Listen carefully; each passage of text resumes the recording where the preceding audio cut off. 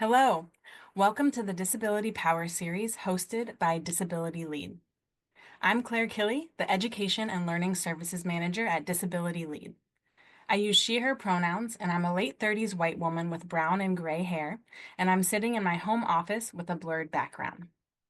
We're so pleased that you joined us today to kick off our 2025 Disability Power Series, our annual program series featuring powerful disabled leaders and bringing together an international audience. Today's program includes ASL interpretation and CART services. You can access captions in Zoom by clicking Show Captions at the bottom of your screen, and we're also providing a stream text link in the chat where you can access CART in a separate browser if you choose. If you have any access issues or require assistance throughout the program, feel free to utilize the chat box to message any Disability Lead staff for assistance. The Q&A is also enabled, and we welcome your questions for our guests using the Q&A feature throughout the program. This webinar is being recorded and will be made available after the event.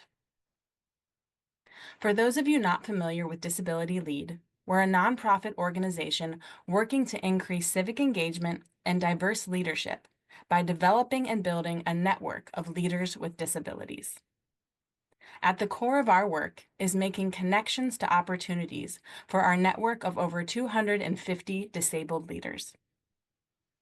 I'm absolutely thrilled to welcome one of our very own Disability Lead members to join me on screen, Sadaf Ajani, who we're honored to have join us as the moderator of today's program.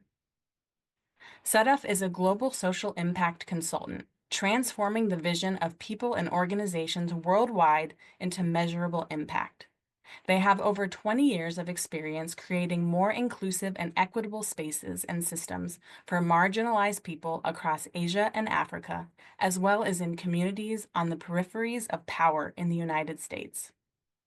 Sadaf is non-binary and neurodivergent immigrant. Sadaf is a non-binary and neurodivergent immigrant with invisible disabilities that uses their creative problem-solving and fluency in multiple languages to enhance projects in public health, education, community building, and conflict resolution. Welcome, Sadaf. I'll hand it off to you to give a program overview and introduce our featured guest. Thank you, Claire. I'm Sadaf Ajani, and I'm pleased to be here with you all as a Disability Lead member and today's program moderator. I use they, them pronouns, and I'm a South Asian non-binary femme presenting person with long black hair. I'm wearing a purple shirt and long earrings. The Disability Power Series is an opportunity for disabled professionals and allies to join together and hear from incredible disabled leaders doing amazing work in our communities. First, we'll hear from our featured guest, Vesper Moore, and then I'll join you again after the presentation to facilitate an intimate fireside chat where we'll dive into the rich discussion using your input and questions. Please utilize the Q&A feature to begin submitting your questions that you'd like to hear us discuss, and we'll get to them, as many of them as we can. Right now, I'm honored to welcome our featured guest. Vesper Moore is an Indigenous activist and leader. They have contributed to the establishment of mental health organizations worldwide. Vesper has been an advocate for civil rights in the United States. Through their advocacy, they have brought the perspectives of people with mental health challenges and disabilities to both national and international platforms.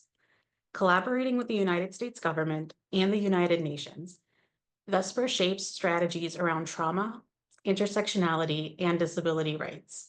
They have been featured on NBC News, PBS NewsHour, Political, and the White House. Vesper is at the forefront of legislative reform, striving to shift the societal paradigm surrounding mental health. Vesper, over to you. Thank you, Sadaf, for such a wonderful introduction. And thank you, Disability Lead, for having me here for your Disability Power series. It's really such an important time to continue to talk about disability rights. When we're thinking about where we are now and where we are going, there's so much in terms of how much, when we talk about invisible and visible disabilities, physical disabilities and otherwise, how these communities need to come together, work together, collaborate together, advocate together. And that's really a focus of today, although we will be talking about it from the perspective of mental health justice. So thinking of our guide to mental health justice, and kind of here as the subtext, we're talking about from awareness to action. My name is Vesper Moore. Once again, I use they, them pronouns. I am a brown Indigenous person. I'm wearing glasses. I have shoulder length black hair, and I'm wearing a black V-neck t-shirt. And I'm really glad to be here with you all as we talk about this idea of mental health justice. So just for a brief overview, today, the goal is to really take a moment, try to increase your skills as a leader and as an advocate, thinking about some of your own work and your own contributions, trying to better understand the intersections between mental health justice, disability justice, and human rights, and as well as challenging the limitations of awareness campaigns and taking it a step further, gaining a better understanding of mental health and disability justice from a local, national, and global perspective. And in some of the images here, I have an image of Lois Curtis featured here. She was crucial to the Olmsted decision, which is important for the broader disability community and movement, for us to be living in community, desegregated from institutions, as well as an image of Brad Lomax speaking next to Judy Heumann.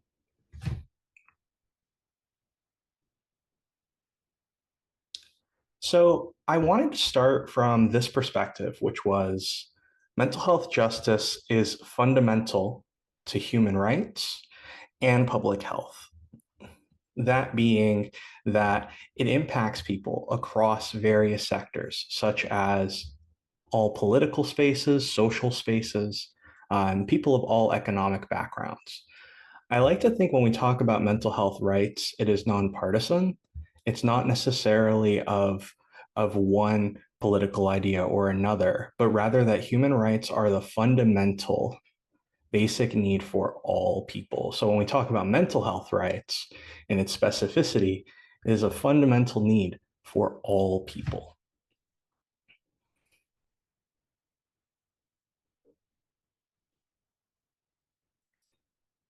Just as a little bit more of a specific introduction, I work as the Chief Operating Officer for a great organization called the Kiva Centers. We're a peer-run mental health organization that really started from a mental health civil rights space. We started as an advocacy group called Empower in the 1980s, founded by activist Pat Deegan and Judy Chamberlain. And we later evolved into another organization called the Transformation Center, where we started doing some mental health peer support work and training and certification. And today we are the Kiva Centers, an Indigenous-led peer-run organization focused on promoting things such as mental health rights, trauma-informed peer support, and a lot of these other ideas. I'm also a board member at the Bazelon Center for Mental Health Law. The Bazelon Center for Mental Health Law is the premier important civil rights organization when we talk about mental health. Bazelon has fought for disability rights broadly for so many years, and is continuing to do such important work in the community. I am also an activist, a trainer, or consultant. I do some of this work in many different spaces, such as like the United Nations Convention on the Rights of Persons with Disabilities, which I hope to talk a little bit more about that work, some important decisions that have come from that in recent years, and hopefully that we could take some of that, some of those guidelines and some of the things that we've learned back here to the United States, because it's so important.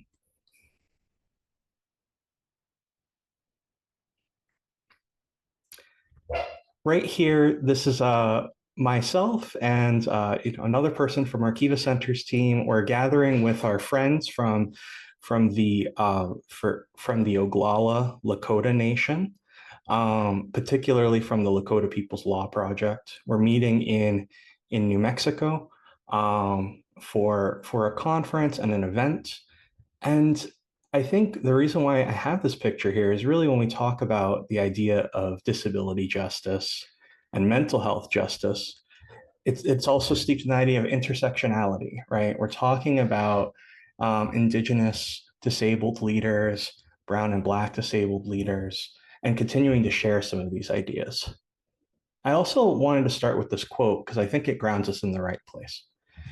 If you have come here to help me, you are wasting your time.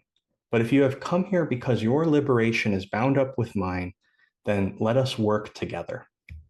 This quote is often attributed to one particular activist and educator, but actually is broadly encompasses a lot of the ideas of the Maori in New Zealand, and the idea is that if our liberation is bound up together, let us move together. It's not about helping, right? But it's about that idea of self-determination, autonomy, and the things that are so important to disability justice, such as leadership of those most impacted.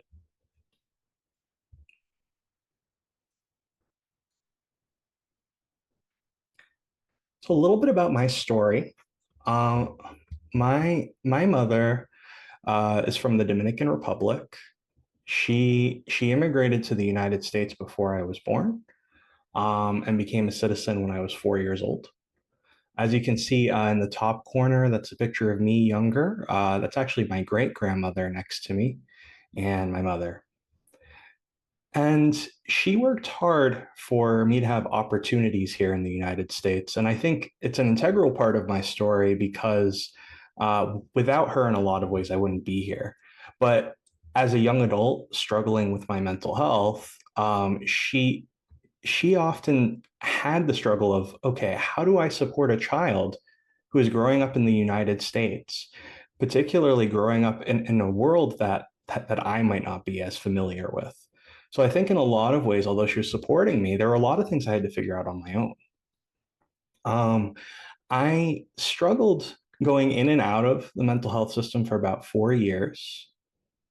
It wasn't until I really got out and was in the community that I really found things like peer support, community-based mental health services, a lot of the things that we know today. And it'd be way later till I found the disability rights movement and the movement for disability justice. I think I think a lot of these ideas weren't readily available. They weren't things that I had learned right away. But as soon as I was in a lot of mental health peer support, peer run spaces, and I was able to talk about struggling with thoughts and feelings of suicide, what I was going through, and I realized that, oh my goodness, I'm not in any type of danger from sharing these things. Nothing's going to happen to me for sharing these things. I'm actually genuinely in a safe space with people who understand. I think it was that idea when I started to understand leadership of those most impacted. I started to understand the value of that. I think it would be a few years later till I decided that I wanted to support other folks just like me. I think it wasn't till I really started to get more involved in peer run communities like the recovery learning communities in Massachusetts, um, and many other spaces that I would realize like, oh wow, okay, maybe I want to do this for work. Maybe I want to do this advocacy. Maybe I want to be more involved in this activism. I think for me initially, it was it was the piece of, okay, at first, I thought I wanted to promote or just singularly promote better access to mental health care, right? Later on, realizing and thinking of my own experiences, I was like, okay, it's not just about the access to mental health care, but it's also about, is it voluntary? Is it based in the community? And I think it wasn't until later that I had learned that there had been a whole civil rights movement. You know, when we talk about the disability rights movement and the consumer survivor, ex-patient, ex-inmate movement, and all of these different groups that were fighting for people to live in the community, desegregated from institutions, that I realized, oh wow, I'm building on a whole body of work. Fast forwarding a few years, as you can see in some of the other images here, me meeting other Indigenous communities of people in places like New Mexico, or this Black mental health peer support training here in the corner, or demonstrating for housing as a civil right, and many other things, or gathering in the United Nations. My work kind of evolved over time. And I think when I talk about what is a guide to mental health justice today, I think I'm sharing my story as a way of saying there is so much we can learn. I think when we talk about campaigns for mental health awareness, often the notion is, okay, how do we find the signs when talking about awareness of a mental health condition? How do we understand it? How do we do a lot of these things? And I think when we talk about mental health justice instead, we're talking about the rights of the people most impacted instead of talking about them or trying to figure out what's wrong with them or what might be going on with them. Instead of attempting to come to those conclusions, just trying to understand the person. I think that in some ways, when we talk about mental health justice, is what it seeks to achieve.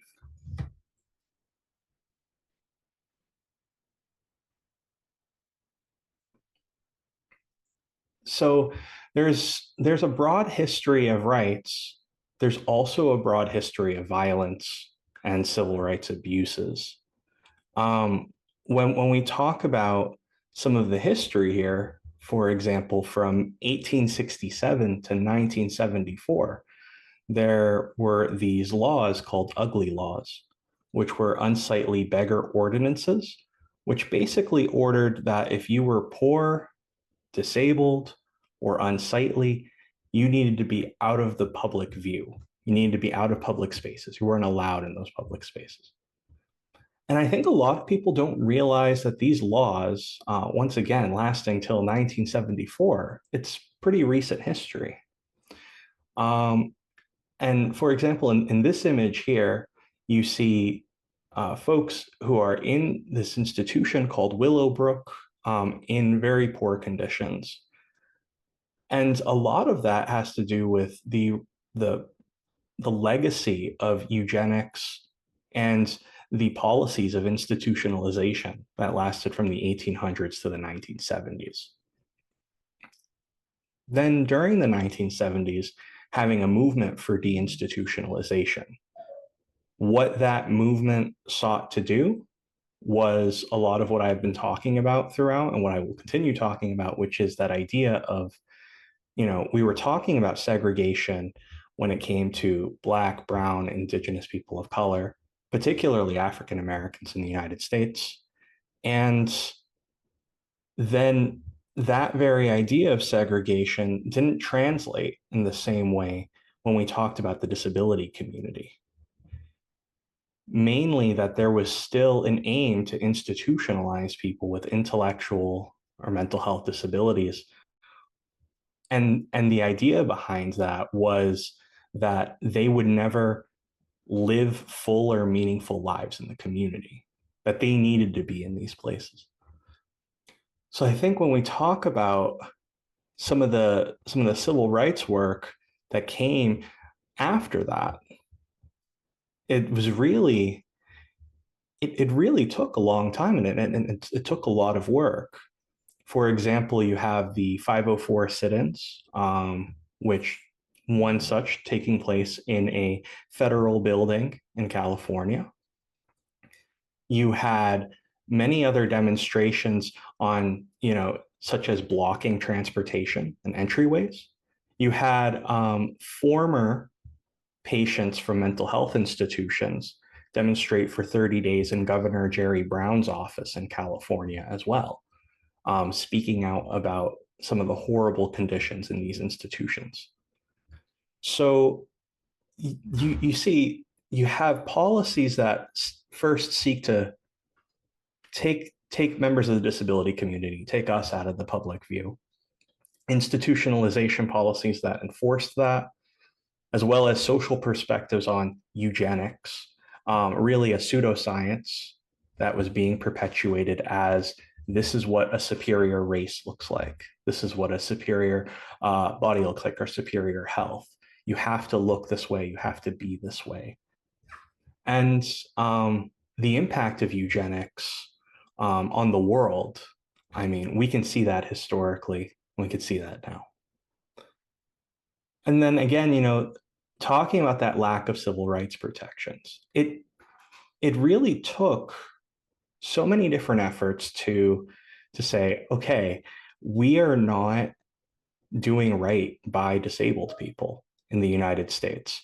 They're not able to access education because a lot of these buildings and spaces are inaccessible. They weren't designed for us. And at the very least, even having policies that really considered us or even gave us a seat at the table. So I think when we talk about a lot of those civil rights protections and a lot of the things that came along the way, a lot of that came with later decisions and our approaches when we speak of integrated healthcare and community-based behavioral health care. Something that was also a challenge and continues to be a challenge today, because I wanted to share a contemporary example, something that we're going through, that people with mental health challenges and disabled people are at a significantly high risk of being killed as a result of police violence. A lot of statistics say 16 times more likely than non-disabled counterparts. Staggeringly high. And I think when we see this, particularly for Black, Brown, Indigenous, autistic community, a lot of that is that there's not a lot of ways in which someone can communicate when they're being detained in those moments.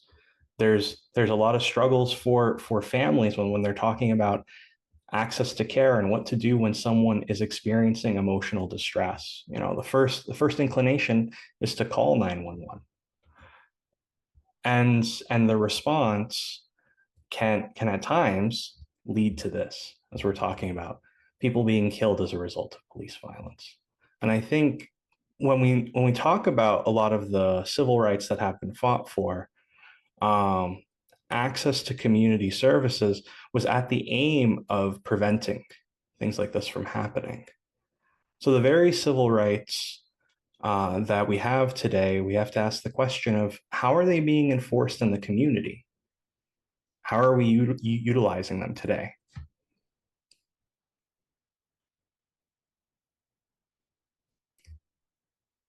So I wanted to take a moment to focus on some of the civil rights that we do have access to, or the services that we do have access to today, many of which are being challenged right now. We are seeing cuts when we're talking about Medicaid. We're seeing 14 different states here in the US that are challenging Section 504 of the Rehabilitation Act. We're seeing the guidelines on the Americans with Disabilities Act, that 11 guidelines that were recently removed from the public record. And even with Health and Human Services, a declination of public comments, cuts, and a potential closing down of the Department of Education. So we have all of these different things that poses a challenge to mental health and disability rights today. And a lot of the work around that is to really, I think, share a lot of our stories when we talk about things like Medicaid, both in our advocacy locally and nationally. So for myself, I grew up receiving Medicaid services, Mass Health specifically. The things that I had access to as a young adult, struggling with a wide variety of not just traumatic experiences and several other factors, but also health issues. I struggled with very severe asthma. I also I also on a few occasions some physical issues that resulted from several injuries, and I think having access to Medicaid for my family especially was really important. My mom worked as a personal care assistant, and we didn't have a lot in terms of what we could afford. So having having services like this support everyone. And I think that's one of the key importances when we talk about disability rights and justice. A lot of the efforts to design um, and think of a society that is more accessible, more inclusive, where it ends up working for everyone. Even as we gather on this presentation, and we have closed captioning, that's an accessibility tool that benefits everyone. When we talk about the Rehabilitation Act and some of the challenges with the Rehabilitation Act, uh, this has been through a case called Texas versus Becerra, and this lawsuit against HHS has really been challenging the idea of the inclusion of gender dysphoria in the Rehabilitation Act. And and again, that really speaking to how this is an intersectionality kind of issue as well. When we talk about the need for enforcing 504, that enforcement of 504 in different states is really from the Department of Education and the Americans with Disabilities Act. So a lot of the guidelines that really say, okay, this is a violation on the basis of someone's disability. That goes back to the Americans with Disabilities Act. And the Department of Education, we talk about the Rehabilitation Act and its application to educational institutions. Um, it's also so important. And a lot of this goes back to the idea of when we talk about community access, it goes back to the Olmsted decision. And I'd be remiss if I didn't talk about Lois Curtis's story. Lois Curtis was a Black woman institutionalized in Georgia when she was 11 years old. She fought for her independence when she was 21. She succeeded in that case along with another plaintiff. And it really brought up this question of, wow, have we been segregating people with disabilities in the United States for this long? And again, this is a recent decision. This was in 1990. So when we talk about community services and building access to community care and having things like Medicaid and Medicaid covered facilities and Medicare covered facilities, a lot of this comes back to the very idea of us being able to receive services in the community in the first place. And even though deinstitutionalization and institutionalization, um, even though deinstitutionalization wasn't fully realized and institutionalization has continued, we do see and we have seen an attempt at investing more in community behavioral health and community services in general. And I think when we talk about what we can do now, protecting the funding for these entities is probably a top priority in that way. A lot of this does go back to, particularly when we talk about behavioral health, that goes back to the mental health the Mental Health Parity and Addiction Equity Act. Again, having the right to have access to these things. It also aligns well with the United Nations Convention on the Rights of Persons with Disabilities. Later on, I will be discussing some of the guidelines that have come from the UN CRPD that really tie into this.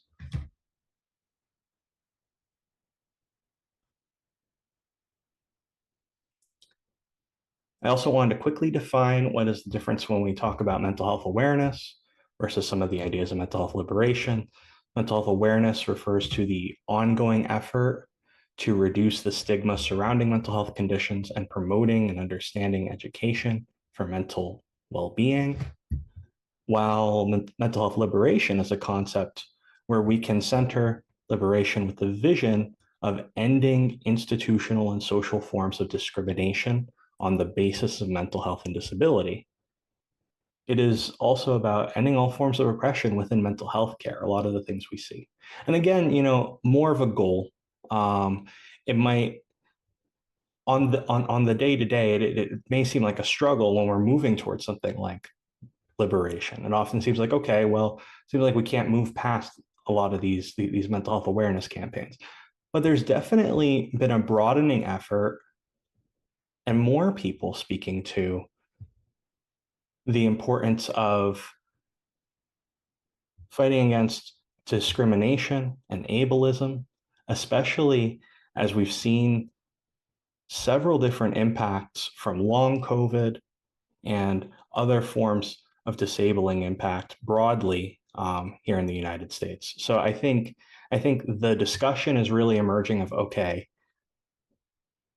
what are some of the things that we can do to fight a lot of these institutional and social forms of oppression in our society on the basis of disability? I think it's becoming more evident, and I think a lot of communities, especially aging communities as well, who are impacted by this, are also thinking, okay, what are some of the things that we can do to continue to promote not just awareness, but also promote the changing of policy, the changing of practice to better promote things that may be in line with things like mental health rights, liberation, and justice.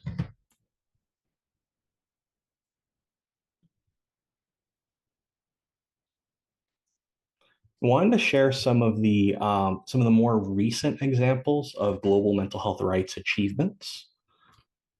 For example, just recently, 2 months ago, Kenya's High Court delivered a landmark ruling declaring Section 226 on the Penal Code, which criminalized attempted suicide, unconstitutional. This was a huge win for the people of Kenya. I think when we talk about a lot of the punishments, and especially the conditions of some of the institutions, it's really moving towards a direction of how can we promote community-based approaches, and by decriminalizing the very idea of attempting suicide or people attempting suicide, that and saying that by criminalizing this, it is unconstitutional. We're starting with a base. We're starting with a base of, okay, what can we do in our communities to address this issue? What can we do to avoid criminalizing or othering people who are struggling with emotional distress? Then a few years ago, recently, not as recently, 2022, but we're talking about the United Nations Convention on the Rights of Persons with Disabilities. They implemented the guidelines on deinstitutionalization, including situations of emergency.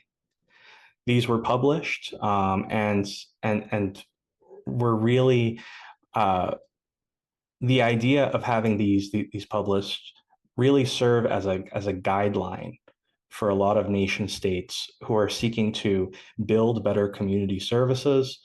And also, what can they do when there's not enough services in the community and they immediately turn to institutions? It's like, okay, here's how you can close them. Here's how you can invest in community. Here are some of the things you can do. So having these guidelines published are so important when we talk about the promotion of mental health rights and disability rights. across the world. And then the United Nations, the United Kingdom last year had a mental health bill. This was their mental health bill 2025 because they had a Mental Health Act back in 1983. And this bill basically amended some of these things and was just introducing ideas such as choice and autonomy for patients and people receiving services. This is a huge step forward for the United Kingdom, which has some of the oldest institutions in all of Europe and in some parts of the world.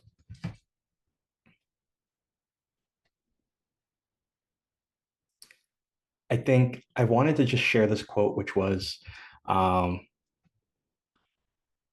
often when we're struggling with what can we do next in fighting for mental health justice and disability justice, I think of this quote often, which was the idea of they tried to bury us. They didn't know that we were seeds. We've been here before and we're not done fighting. There's so much that we can do on the local level, whether if it's going to your city or town council to say, hey, we need to focus on mental health priorities in our community that center consent and autonomy.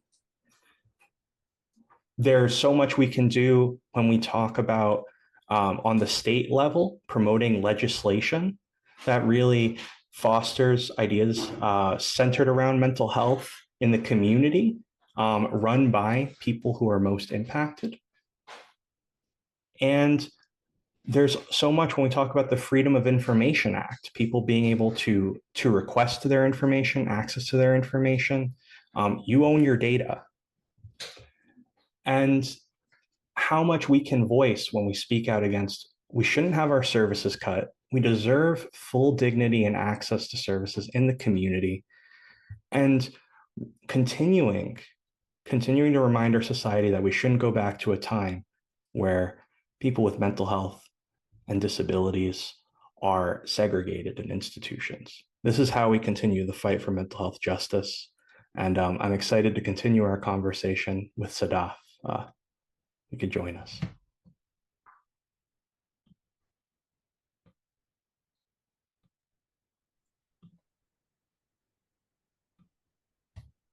This is Sadaf speaking. Thank you, Vesper, for sharing a brief history of the disability rights movement and your inspiring journey. I really connected with the ongoing violence that is done to disabled people and people who express the need for help dealing with their mental health concerns, and the violence that's inherent in the treatment and medical spaces that we need to access. But I also appreciate that you highlighted so many wins that we have made and that we are continuing to fight for better and more inclusive spaces. So many folks connected with your story and work. We had questions rolling in from the audience, and we're going to get to as many as we possibly can.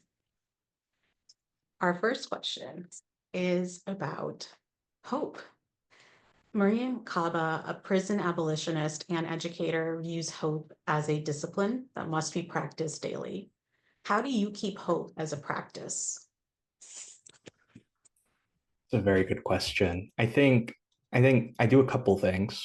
So I think each day I think about all of the challenges that we have in front of us, but I try to not allow them to necessarily become hopeless. I think sometimes I have to, I take a moment, I take some space, and I'm like, okay, I'm gonna write my thoughts down. And as soon as I write some of these thoughts down or get them down in some type of way, I then take a moment for myself. And I think actions like that sometimes help me. But I think overall, what does give me hope when I see challenges to mental health and disability rights that we see today, I definitely feel the hope of the few, even if it's few people, who really care and want to promote and continue to fight for mental health and disability rights on a daily basis. I see I see people from all walks of life, whether if they're advocates, activists, policymakers, um, or otherwise, just coming together despite all differences and continuing to fight for these things. I think that gives me hope. That resonates with me. I think it's so important to keep that as a practice, and so that other people who are with us on this journey can continue keeping that hope alive, especially as we keep learning new things every day that need our attention right now. What strategies do you use to maintain your well-being amidst the chaos? What are, with so many things happening at the same time, how do you balance your self-care and your activism for long-term success?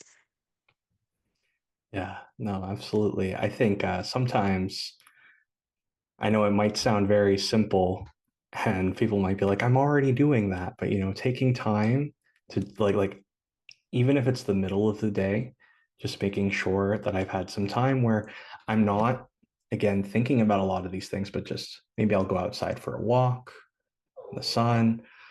Sometimes I use a lot of breathing techniques. Sometimes it's like a 4-6-4, like I count in for 4 when I breathe, count out for 6, count in for 4. Sometimes I do things like that. And I think, again, we this is so personal for us because this impacts us directly, our families, people we know, our friends, and it's hard to not be immersed in it. And I wouldn't say that I completely remove myself from that because that's impossible. However, I do take the time to go like, okay, the more this drains my energy, the more the more I may be struggling with things like my well-being, and it won't be sustainable in the long term. So I realize I have to prioritize these things, and that helps me. And I think sometimes we have to support each other in that. I mean, I can't tell you how many times I'm on a call or I'm in a meeting or I'm talking to someone and I'm like, hey, like have you taken any time for you today? Or they might remind me, have you taken any time for you today? And that's been very helpful.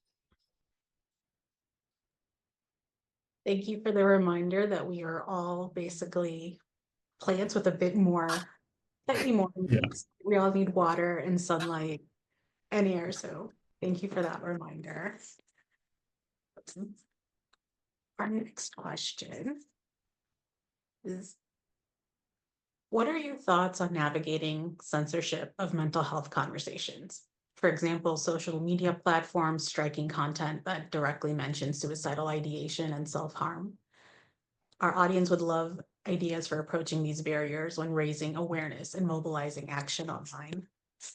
Mm, yeah, I've seen over the years, particularly when we talk about spaces of people who are either attempt survivors of suicide or otherwise, who are talking about these experiences or are talking about um, kind of the discrimination about how people are treated um, in the medical system after attempting suicide. I've seen people change their language. There has been the use of alternative words such as like unaliving, other things like that. Um, but I do think from the perspective of how to address this, it's an important place when we think about social media, because social media for a lot of people has both negative impacts overall on emotional and mental well-being, and then positive impacts on emotional and mental well-being. Sometimes when you think of a whole community that's under a hashtag, like hashtag disability community, all of the people who are under there and the posts you find and the people you follow, you have a lot of social connection and a social network through that. In the same vein, there's also censorship.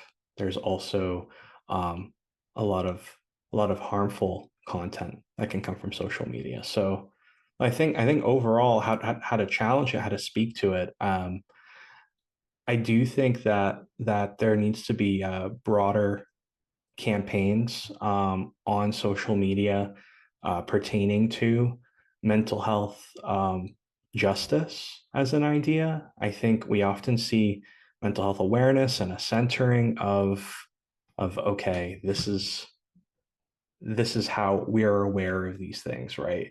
Versus like how do we have a conversation around this and an honest conversation around how people are treated when they disclose thoughts and feelings of suicide. Uh, a lot of these social media spaces need to be safe enough to do that.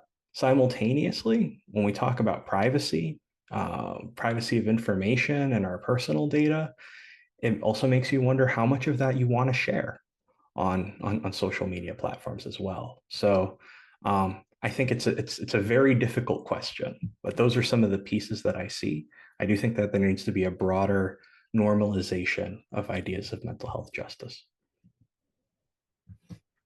I really appreciate you bringing the balance of your personal desire of how much to share and the room that you're walking into, even if it's virtually, right? We do need to have these conversations, but we also need to have a level of psychological safety as we share these concerns. Speaking of, the United States has a whole hyper individualistic culture, including how we access and receive care. Can you tell us more about community care and what that looks like? What is your dream for how disabled folks and folks with mental health struggles can be supported by our communities? Yeah, no, I think my dream, first off, is I think sustainable funding for a lot of the initiatives that already exist, and a pathway to promoting a lot of them. I think there's so much when we talk about funding. I mean, I was talking about Medicaid earlier. Medicaid does fund some of these entities, and then there's state funding, there's federal funding, there's private endowments, there's grants, there's all of these different things. I think funding that isn't restricted to promote a lot of these community care environments would be a great starting point. But I think when I talk about a vision for this, the future would be really neighborhoods and communities coming together. So when I say like neighborhoods, I think of like neighborhood community centers. A lot of these like English as a second language facilities and spaces, and thinking of what does it look like to have true education and support around how people perceive people with disabilities, around struggles with ableism, around how to navigate some of our own struggles on a day to day because society is inaccessible to us. I think early education like that would be very beneficial to children, youth, young adults, and then I think also consent, autonomy for services, um, community care, right, for adults. Um, and I think we have some of that already, but I don't think that we have it in such a robust way that it's like it's built into our broader culture. It's like it's an initiative here or there. I agree, especially with seeing the changes in generations. The millennial generation is so much more open about mental health than the previous one, and Gen Z is so much more open about it than even the millennial generation. So I'm excited to see how far that gets as we get more people involved. Uh, I'm sad to say that our time is coming to a close. So our final question for today is, to prevent us from going backwards and losing the rights we have gained, what are some small steps people can take starting today to help shift the broader community perspective from awareness to action? Hmm. To shift the broader perspective from awareness to action. And what was the first part again? to keep us from sliding backwards? To keep us from sliding backwards. I think, as I was saying earlier, these are, we need to continue to share a lot of these ideas. And I think sometimes we can get lost in like, okay, what can we do as a national movement? But I think it's important that we continue to think, what can you do in your backyard? What can you do in your neighborhood?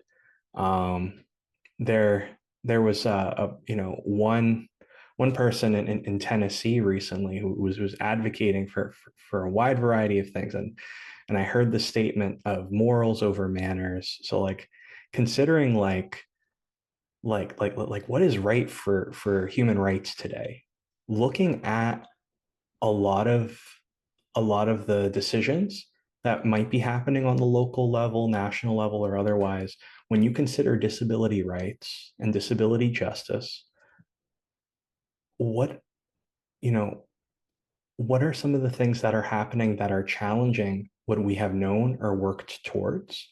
I think by asking ourselves that question and then thinking about how we can organize around that together, that's the first step. And as I said, there's so much when we talk about like even requesting some of your data through the Freedom of Information Act, meeting with at city council meetings and town hall meetings around local initiatives. Some cities have a mental health task force that are focused around some of the priorities. And instead of those priorities maybe focusing on things like policing or institutionalization, maybe it can then instead lean in on how can the town or the city invest into community mental health care that is truly led by the community, introducing some of these new ideas. I think maintaining that consistent idea of hope, as we were talking about earlier, that discipline of hope, um, is an important way.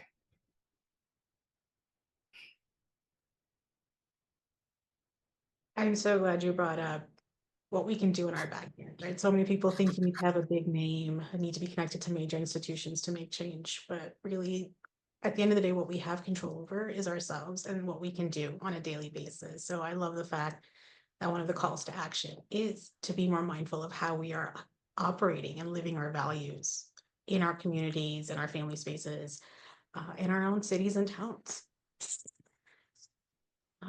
Thank you so much, Vesper, for sharing your story and authenticity and addressing personal and thoughtful questions from our audience. At this time, I'm going to hand it back to Claire for closing remarks. This is Claire speaking again. Sadaf and Vesper, thank you so much. This was such an amazing way to kick off Disability Leads 2025 Disability Power Series. So thank you both for being here and for sharing more about yourselves in this process. Thank you also to our access providers. ASL interpretation was provided by AI Media, and CART services were provided by Joe Gale. And thank you all, our audience, for attending. What a great way for us to start the year with you being with us. If you're a member who registered for the exclusive meet and greet with Vesper in just a moment, you've been sent a personal calendar invitation with a link to join. If you're not a member, but live or work in the Chicagoland region and identify as disabled, please consider applying to join our member network for access to exclusive leadership development opportunities and support. We hope you'll find other ways to stay connected with us as well. Check out our stories and updates at disabilitylead.org and stay tuned for information about our next Disability Power Series event coming later this summer.